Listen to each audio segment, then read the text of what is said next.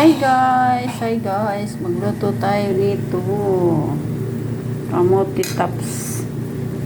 Gawin nating lauoy. Ayan guys, ilalagay na natin dito sa kumukulo. Ayan.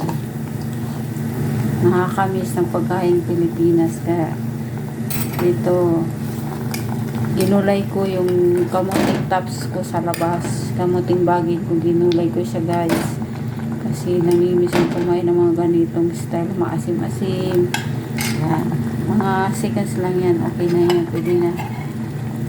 Kamuting tops. Yan guys. Yummy yan guys. Kaya samahan nyo ako. Kain na naman ako nito.